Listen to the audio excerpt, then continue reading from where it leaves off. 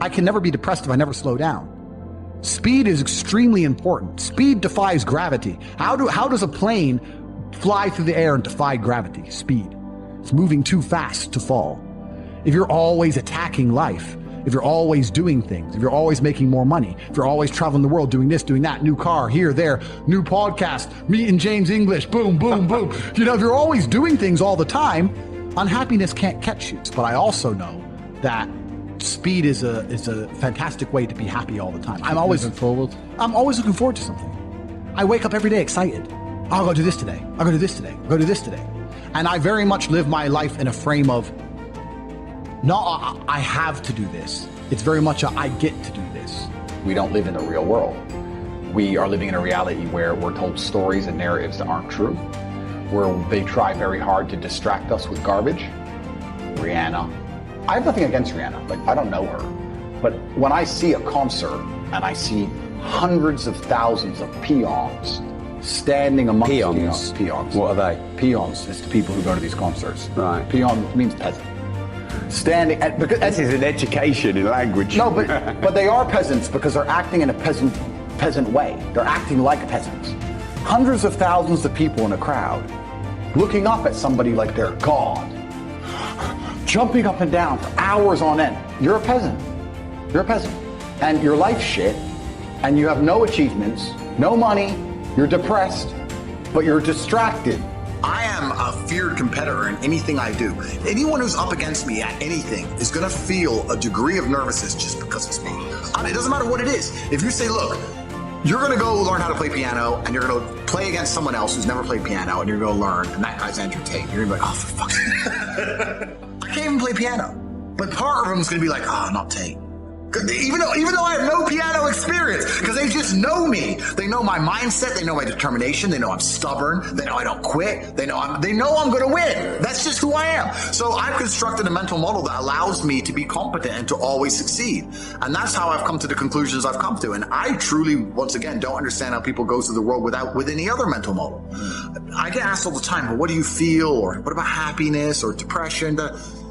That doesn't even, how I feel doesn't cross my mind. I don't know how else to explain it. There are days where I'm pissed off or sad or happy. It doesn't cross my mind. It's just like, I woke up, whatever mood I happen to be in, I have things I need to do. It's a busy day. Zuby's here soon. I need to go training before he gets here. I had a meeting with the bank at 7:15 a.m. I have shit to do. Like, I didn't cross my mind if I was happy, sad, excited. I just had to work. There's another thing that a lot of people make a mistake with when I talk to them, like, I have to go to work today. Change your language. I get to go to work today. Imagine you had no job. It'd be worse, right? Because otherwise you wouldn't be working. So you get to go to work. I have to fix the car. At least you have a car. You get to fix your car. Most people don't got one. I have to go get the kids. You get to go get the kids because you have these beautiful children who love you. You understand? People's even their own language is wrong. The world can be framed. Maybe I'm completely crazy. Maybe I'm full of shit, like you said. Maybe I am. But the frames I've installed in my mind are all beneficial to me. So if that makes me crazy and full of shit, good.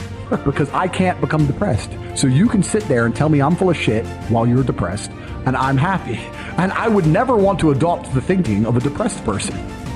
They've distracted you with this idol, whoever it happens to be. Put them there, and the peasants like, yeah. And then they go home, and they're told something by the news. Let's make up a completely false scenario. Be afraid of the common cold. Okay, and then anyone who comes back and says, why are we afraid of the common cold? They delete their point of view. They shut them up to create a false reality. So people are living a life where they're working a job, they're being enslaved by the machines for their tasks, but their mind is distracted by garbage and only fed a fake story, and they're living inside of a computer-generated simulation. They're living inside of a world that is not real. They don't live in a real world. A lot of people live inside of the matrix completely, especially the people who dislike me.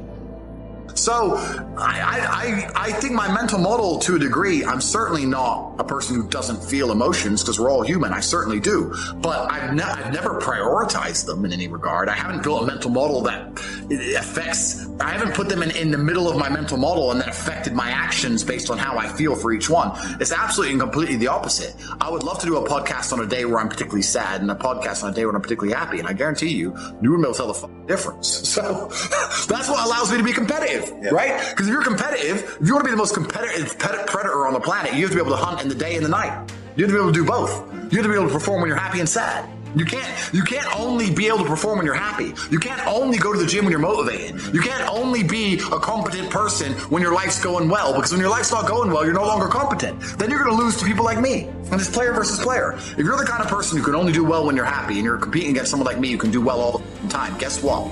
You lose. So my mental model, the answer is most of my opinions are just based around constructing a mental model that allows me to be brutally competitive. It's why I say depression isn't real. I've argued this point endlessly, and I try and explain to people, but they're not smart enough to understand that I don't care if I'm wrong. I don't care. I get it. I am more competitive as an individual if I don't believe I can become depressed. So I don't give a fuck if I'm right or wrong, because no matter what bad happens to me in my life, even if, heaven forbid, the worst things on earth that could happen to me, I could never become clinically depressed, because I would never self-diagnose myself as clinically depressed, because I don't believe in it. I believe that I am currently sad, but I have work to do, and eventually I will feel better. People will shield laziness with anything. No one wants to admit they're lazy, so they'll shield it with disbelief. That's a scam. Or I don't work hard, I work smart. Bollocks. More cover. For just anything it takes to say, I don't want to work. Do you believe in that? Work smarter, not harder? I believe in both. Yeah. But there's a time when it comes to work smart. And most people are trying to do the smart work before they do the hard work. It's kind of like talent, right? You don't notice if you're talented at something until all the hard work's done. Yep. I could be the most talented tennis player in the world, but I don't play tennis. So if I go down the tennis court, Joe Schmo is going to smoke me. I don't get to see my talent until I've worked so hard that I'm in the top 1%, and now I'm beating them because I have some God-given gift. Yeah. You understand? Yeah. You have to do the hard work first. If there's no hard work, there's no smart work. So someone's going to sit there and go, I work smart, I don't work hard, so I only have to work an hour a day. If working smart gets you a lot done in an hour a day, then you should work smart for 12 hours a day and get 12 times the work done. I will never get to a point of absolute desperation and kill myself, because I'm never going to get to a point of hopelessness, because I don't believe in the idea of hopelessness. You cannot try and make me adopt thinking that will reduce my competitiveness as an individual. So I don't give a f if I'm wrong. I don't believe in it. That's it. End of story. So I don't believe in things that take power away from me. I don't believe in things that make me less competitive, and I don't adopt mental models that make me less competitive. Every single mental model I have are the most efficient ones I could find. They're the mental model I found that if I adopt, I become a more fearsome predator. That's it. So this is how I've come to all of my conclusions as an individual. If you take a man and give him a life shielded from problems and he never has any to face, I guarantee you he's terrible at being a man. The best men in the world have gone through it. That's why women love scars, because it didn't kill you. That's the whole point of it, right? So the best thing you can do as a man is look and go, okay, this is hard, this is hard, this is hard, this is hard. I feel negative because these are all so difficult. I'm struggling with X, Y, Z. Let me internalize all of that and turn it into a superpower. Let me become genuinely uncomfortable with my situation in life and go and fix things. Because, like I said, the universe is absolutely and utterly very giving. And if you truly hated being in the position you were in, you wouldn't be there very long. Every time I feel stressed or under pressure, I get excited. I hate to not be stressed. I wake up and I'm like, everything's good. Yes. Like, that's just how I am, right? It's how you look at the problems and how you use them to fuel you. So the question was, what's the problem for the average man today? What's the biggest problem? I think there's a whole host of problems. But what you have to do is frame it inside of your mind and understand that all of those problems are going to allow you, give you the fuel, the unlimited motivation that you need to become a successful and beautiful individual if you frame it in the right way. The biggest problem that men face isn't the problems themselves. It's just a way they've been taught to mentally frame issues. People think when bad things happen to them that somehow they're a victim to the universe and bad things only happen to me and this is so terrible. They don't understand that bad things happen to everybody, and the most successful person you know had all those, maybe even worse, at least the same bad things happened to them. They just framed it differently and used it. That's the difference. So I don't pray for an easy life. I pray for a life of difficulty that allows me to become a better and better person. I pray to become more competent to handle problems. I pray to put myself in a position where if the mass media machine attempts its very best to destroy my life, I can laugh and smile from my villa in Dubai. This is who I pray to become. I don't pray that nobody hurts me. I pray to be able to fight. So it's a different mentality. I think a lot of people build their mindsets around trying to feel good. people who want to ignore the idea of personal responsibility or self-accountability because they feel better if they pretend it's not a real thing. They feel better if they pretend everything's someone else's fault. A lot of people's mental model and how they view the world is based around them feeling as good as possible. So people are basing their mindsets around trying to feel good. I have always tried to base my mindset around absolute competence regardless of how I feel. And there are certainly disadvantages to that. There are times you're going to be a lot more pessimistic, or you're going to be a lot more stressed, or a lot more, pissed off about certain things than others. Yeah, that can be seen as a downside, but like I said, I use all of those things for unlimited motivation to propel my endless upward trajectory. But if you construct a mindset that allows you to be as competent as possible, as opposed to feel any different or feel better, then you're going to naturally come to the conclusions I've come to. You're as competent as possible if you believe you can affect absolutely everything about your life.